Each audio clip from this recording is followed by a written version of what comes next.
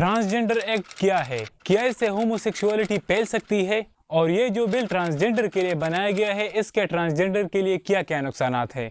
आज हम बात करेंगे ट्रांसजेंडर एक्ट के अप्स एंड डाउन्स के बारे में कि इसके अप्स क्या है और इसके डाउन क्या है। तो आइए जानते हैं आज की इस वीडियो में। The bill to provide for protection, relief and rehabilitation of rights of transgender persons. Bill कौमी असेंबली से मंजूर हो गया है। पाकिस्तान में हम जिन्स परस्ती की इजाजत का तस्वुर भी नहीं कर सकते। ये कानून मई 2018 को नेशनल असेंबली ऑफ पाकिस्तान ने बनाया था। इस एक्ट का मकसद ट्रांसजेंडर के राइट्स को प्रोटेक्ट करना है, लेकिन इसके ऐसे पहलू भी है जिससे कुछ लोग बिल्कुल भी सहमत नहीं है, और वो ऐसे पहलू है जो कि ट्रांसजेंडर के लिए भी नुकसानदेह है। इस एक्ट कहते हैं ट्रांसजेंडर हर वो इंसान है जिसका के at the time of birth jeans मालूम नहीं था, मतलब कि वो नेचुरली उसी तरह हो, पैदाइश के वक्त डॉक्टर को मालूम न हो कि ये मर्द है या औरत है। या फिर ऐसा भी हो सकता है कि किसी हादसे की सूरत में इंसान अपनी जिनसी कुव्वत को दे, चाहे वो मर्द हो या औरत हो। यहाँ तक तो बात ठीक है, लेकिन जो कंट्रोवर्शियल पार्ट है वो इसका चैप्टर नंबर 2 है, जो कि है recognition of identity of transgender person. इस एक्ट के तहत हर इंसान खुद ही ये फैसला कर सकता है कि वो मर्द है या औरत है, और इसको कहते हैं सेल्फ परस्यूड जेंडर आइडेंटिटी। मतलब एक इंसान खुद ही फैसला कर लेता है वो मर्द है या औरत है। मतलब ना कोई टेस्ट होगा, ना कोई मेडिकल चेकअप होगा, ना कोई मेडिकल टीम होगी। हर कोई खुद ही कह सकता है कि वो मर्द है या औरत है। और इस सेल्फ परस्यूड जेंडर आइडेंटिटी के तहत हर कोई खुद जा सकता है और नादरा में ये कह सकता है कि मैं मर्द हूँ या औरत हूँ। और ये सिर्फ नादरा तक महदूद नहीं है, बल्कि और गवर्नमेंट ऑफिस भी इसमें शामिल है, जैसे पासपोर्ट, ड्राइविंग लाइसेंस वगैरह वगैरह। इसके अलावा अगर पहले से ही आईडी कार्ड पर मर्द या औरत है तो वो जाकर वो उसे चेंज भी कर सकता है। इन सारी बातों का मतलब ये हुआ कि अगर कल को हट्टा कट्टा मर्द नादरा चला जाए और वो ये कहे कि मैं खुद को औरत महसूस कर रहा हूँ, तो वो अपना जेंडर चेंज कर सकता है सेल्फ परस्यूड जेंडर आइडेंटिटी के बेस पर। ये तो बात है जेंडर चेंज करने की, खुद को मर्द लिखने की या औरत लिखने की, लेकिन इसमें होमोसेक्सुअलिटी की बात कहां से आ गई। देखिए, जो भी मर्द होता है अगर वो कल को नादरा चला जाए और वो ये कहे कि मैं औरत हूँ और वो खुद को औरत डिक्लेयर करे, तो फिर इसके बाद वो मर्द से शादी कर सकता है, मतलब इनडायरेक्टली होमोसेक्सुअलिटी।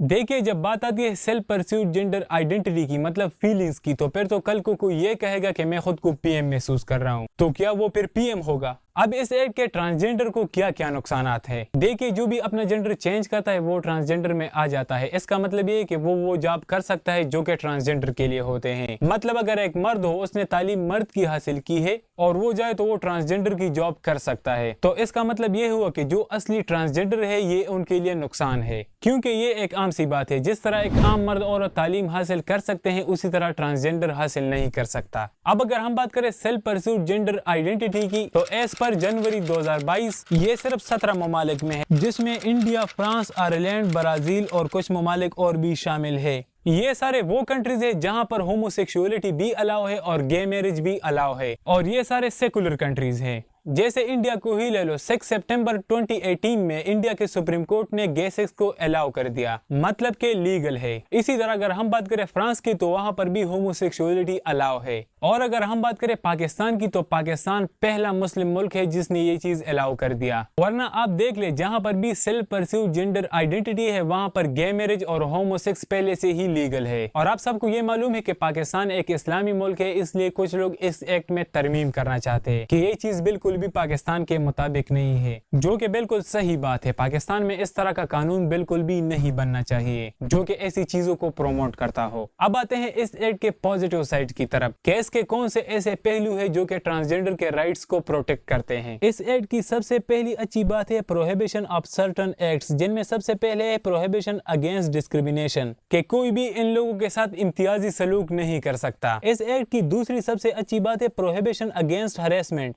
मतलब कि कोई भी ट्रांसजेंडर को हरेस नहीं कर सकते। और आप लोगों को ये मालूम हुआ कि इन लोगों को काफी ज्यादा तकलीफ होती है लोगों के हरेसमेंट से। इसके बाद है ओब्लिगेशन बाय गवर्नमेंट, कि गवर्नमेंट को क्या करना चाहिए। इस एक्ट के तहत गवर्नमेंट को चाहिए कि इन लोगों को सेफ हाउसेस दे ताकि ये लोग वहां पर आराम से रह सके। इसी तरह इन लोगों के लिए जेल भी लोगों से अलग होना चाहिए अगर ये कोई जुर्म करे तो। इन सब चीजों के अलावा गवर्नमेंट को चाहिए कि इनको हर वो चीज दे जो कि जरूरी हो, जैसे कि ट्रीटमेंट, जॉब्स, एजुकेशन वगैरह वगैरह। इसके बाद आता है protection of rights of transgender person. इसमें सबसे पहले आता है राइट टू इनहेरेंट। मतलब ये है कि हर ट्रांसजेंडर को हक हासिल है कि वो अपनी बाप की विरासत में हिस्सा ले, और ये जो हिस्सा इनको दिया जाएगा ये नादरा के मुताबिक दिया जाएगा।